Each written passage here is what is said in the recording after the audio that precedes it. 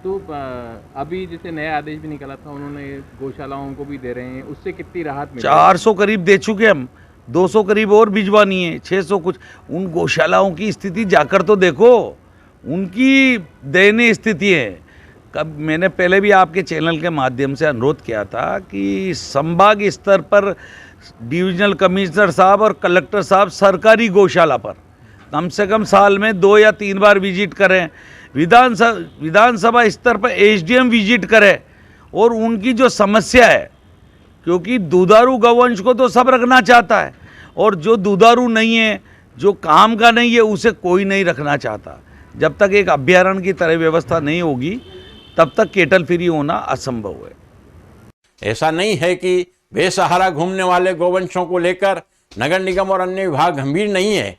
Kettle free शहर बनाने के मकसद से पिछली सरकार के समय देवनारायण योजना बनाई गई और वहां पर शहर में रह रहे पशुपालकों को शिफ्ट किया गया, लेकिन इस दौरान भी बेसहारा गौवंश इस सूची में शामिल नहीं थे। नगर निगम समय समय पर अभियान चलाकर इन गौवंशों को पकड़ता है। निगम अधिकारियों के अनुसार भविष्य में भी इनको लेकर कोई विशेष योजनाएं तैयार की जाएगी। की समस्या है वार्डों में, कितनी दिक्कत इससे पार्षदों को झेलना पड़ती है? और आप अतिक्रमण समिति के सर, ये आवारा पशुओं की समस्या तो पूरे शहर की है और ये क्या हमारे नगर निगम द्वारा इनको पकड़ा भी जाता है, समय समय पर सबको बंद भी करते हैं। वहाँ पे जितनी जगह होती है उसके हिसाब से हम पकड़वाते भी है नगर निगम, परंतु फिर भी ये बाहर से जो गांव के जो पशु आ जाते हैं, बार बार कोई छोड़ जाता है गांव के, तो वापस दिक्कत आती है। और नगर निगम हमेशा प्रयास यही करती है कि आवारा पशुओं को पकड़े।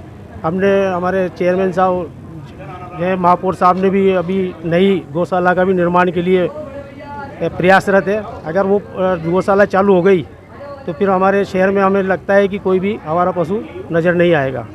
और जो धारीवाल साहब ने पहले वो देवनारायण योजना बनाई थी, उससे भी हमें शहर को बहुत लाभ मिला है। और अभी हम ओम जी बिरला साहब से भी निवेदन करेंगे कि वो भी गौशाला को बड़ी बनवाने के लिए प्रयासरत है और प्रयास करें।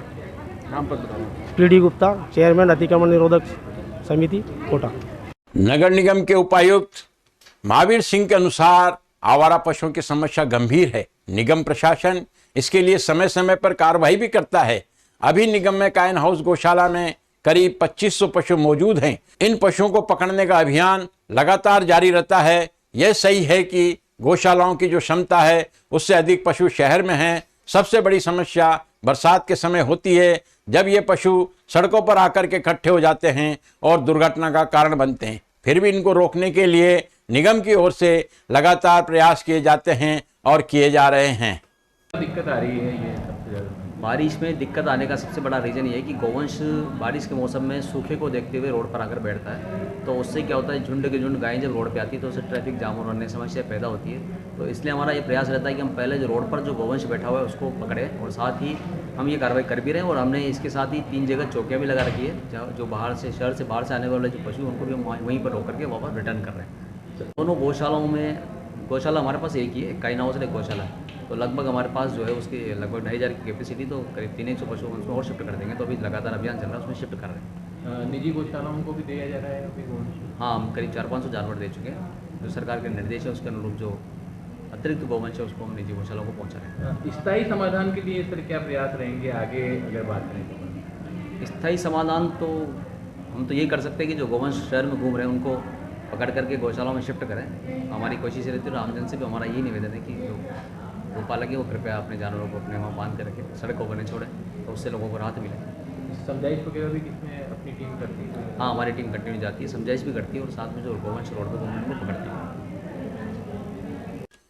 तो ये था हमारा आज का मुद्दा। शहर में आवारा पशुओं की भरमार, आवारा गोवंश की वजह से शहर में कई हादसे हो चुके हैं और कुछ हादसों में तो वाहन चालक काल का ग्रास तक बन गए हैं।